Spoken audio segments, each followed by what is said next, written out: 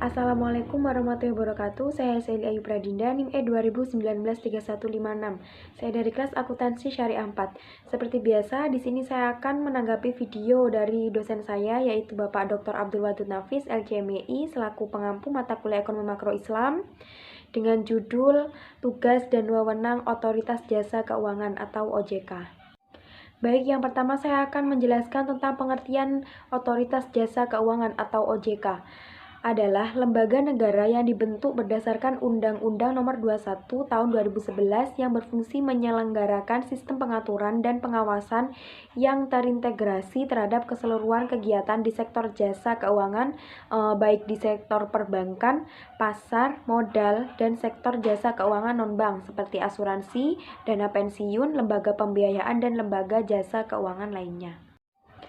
Selanjutnya yaitu asas-asas OJK. Yang pertama ada asas independensi, yang kedua sebagai kepastian hukum, yang ketiga asas kepentingan dengan umum, yang keempat asas personal statement, yang kelima asas profesionalitas, yang keenam asas integritas, dan yang terakhir sebagai akuntabilitas. Selanjutnya yaitu tugas dari OJK itu sendiri, diantaranya 1. Mengatur dan mengawasi kegiatan jasa keuangan baik di sektor perbankan maupun sektor non-perbankan. Yang kedua, mengatur dan mengawasi kegiatan jasa keuangan di sektor pasar modal. Dan yang ketiga, mengatur dan mengawasi aktivitas jasa keuangan di sektor asuransi, dana pensiun, lembaga pembiayaan, dan lembaga keuangan lainnya. Kemudian tentang wewenang otoritas jasa keuangan.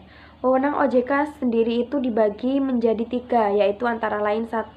Wewenang otoritas jasa keuangan dalam tugas pengaturan dan pengawasan jasa keuangan di sektor perbankan, yaitu pengaturan dan pengawasan mengenai kelembagaan bank yang meliputi perizinan untuk pendirian bank dan kegiatan usaha bank. Yang kedua, pengaturan dan pengawasan laporan kesehatan bank yang meliputi laporan bank yang berhubungan dengan kesehatan dan kinerja bank, sistem informasi debitur, pengujian kredit, dan standar akuntansi bank. Dan yang terakhir, yang ketiga, yaitu pengaturan dan pengawasan tentang aspek kehati-hatian bank yang meliputi manajemen resiko, tata kelola bank, pemeriksaan bank, dan prinsip mengenal nasabah dan anti pencucian uang. Kemudian selanjutnya yaitu wewenang otoritas jasa keuangan dalam tugas pengaturan lembaga bank dan non-bank. Antara lain, 1. Menetapkan peraturan pelaksanaan Undang-Undang Republik Indonesia Nomor 21 Tahun 2011 tentang Otoritas Jasa Keuangan. Yang kedua, menetapkan peraturan perundang-undangan di sektor jasa keuangan.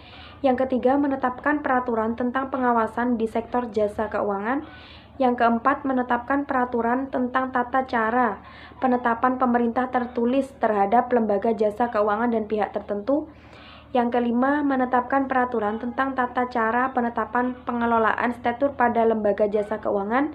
Dan yang keenam, yang terakhir, yaitu menetapkan peraturan tentang tata cara pengenaan sanksi sesuai dengan ketentuan peraturan perundang-undangan di sektor jasa keuangan. Kemudian yang ketiga yaitu wewenang otoritas jasa keuangan dalam tugas pengawasan lembaga bank dan non-bank.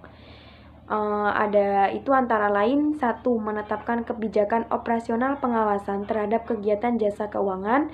Yang kedua, mengawasi pelaksanaan tugas pengawasan yang dilakukan oleh kepala eksekutif.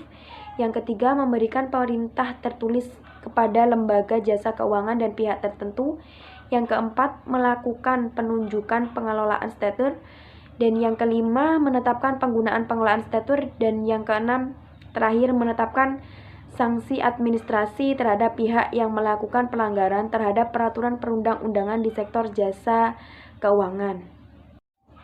Baik, mungkin hanya itu yang bisa saya sampaikan. Terima kasih, kurang lebihnya mohon maaf. Wassalamualaikum warahmatullahi wabarakatuh.